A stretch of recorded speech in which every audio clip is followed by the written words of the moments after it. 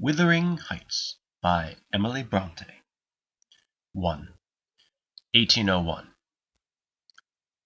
I have just returned from a visit to my landlord, the solitary neighbor that I shall be troubled with. This is certainly a beautiful country. In all England I do not believe that I could have fixed on a situation so completely removed from the stir of society. A perfect misanthropist's heaven. And Mr. Heathcliff and I are such a suitable pair to divide the desolation between us. A capital fellow! He little imagined how my heart warmed towards him when I beheld his black eyes withdrawn so suspiciously under their brows, as I rode up, and when his fingers sheltered themselves, with a jealous resolution, still further in his waistcoat, as I announced my name. "Mr. Heathcliff?" I said. A nod was the answer. "Mr. Lockwood, your new tenant, sir. I do myself the honor of calling as soon as possible after my arrival, to express the hope that I have not inconvenienced you by my perseverance in soliciting the occupation of Thrushcross Grange. I heard yesterday you had some thoughts." "Thrushcross Grange is my own, sir," he interrupted, wincing. "I should not allow any one to inconvenience me if I could hinder it. Walk in." The "walk in" was uttered with closed teeth, and expressed with sentiment. "Go to the deuce!" Even the gate over which he leaned manifested no sympathizing movement to the words, and I think that circumstance determined me to accept the invitation. I felt interested in a man who seemed more exaggeratedly reserved than myself.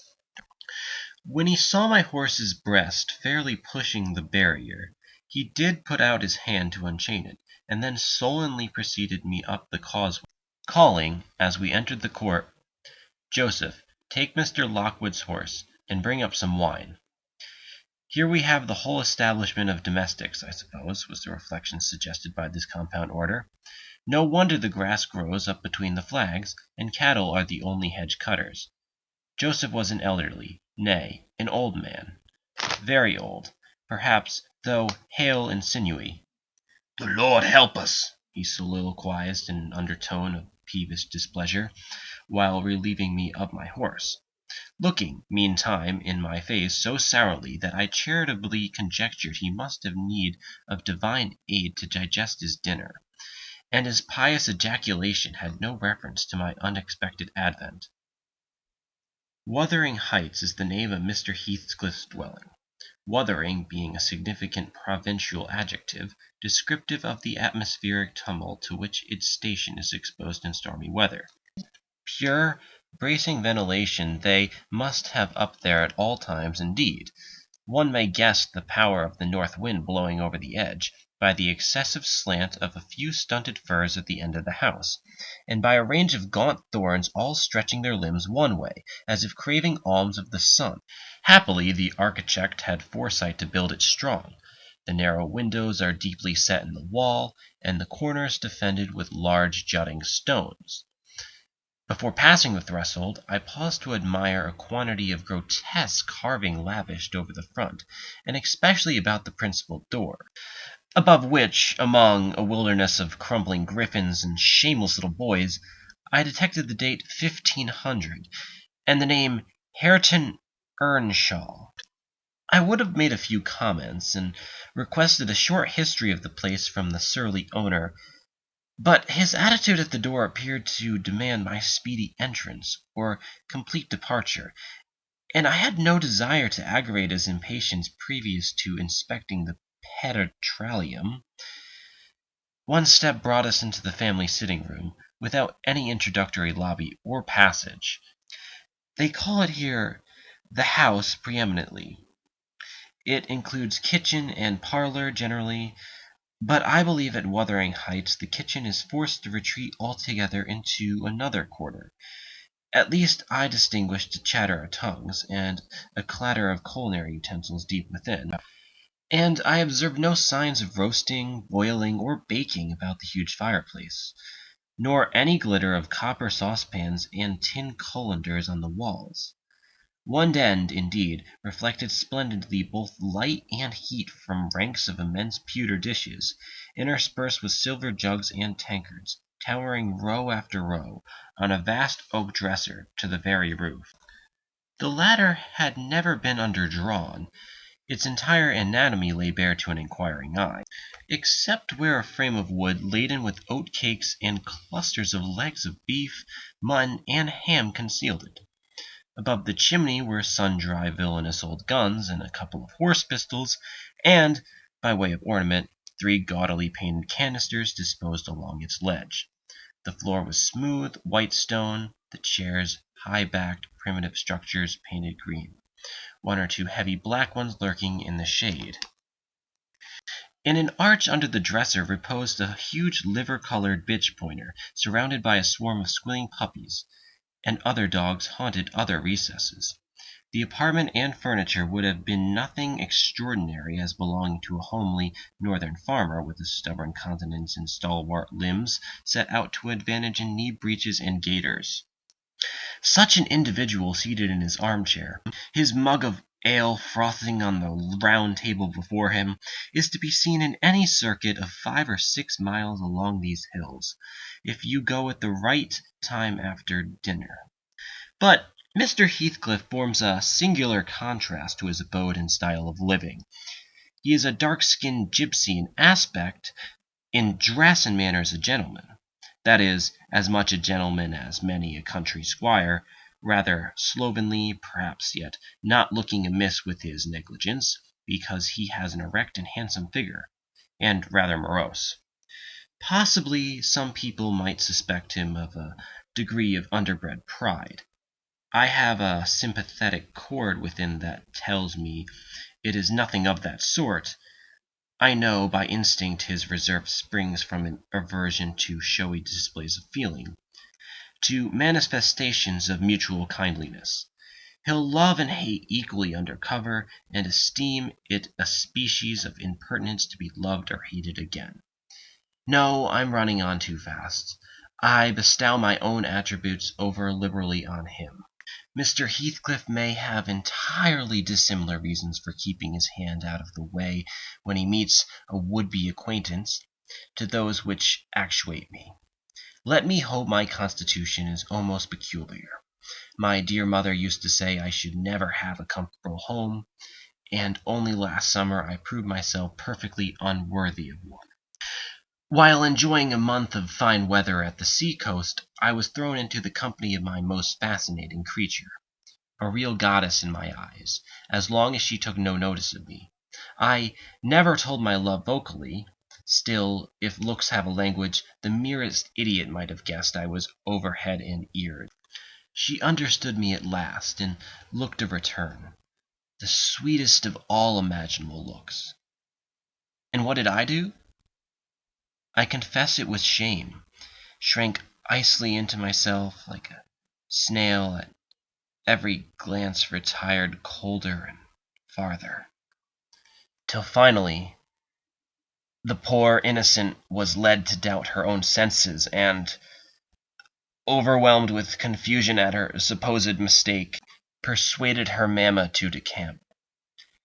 By this curious turn of disposition I have gained the reputation of deliberate heartlessness, how undeserved I alone can appreciate.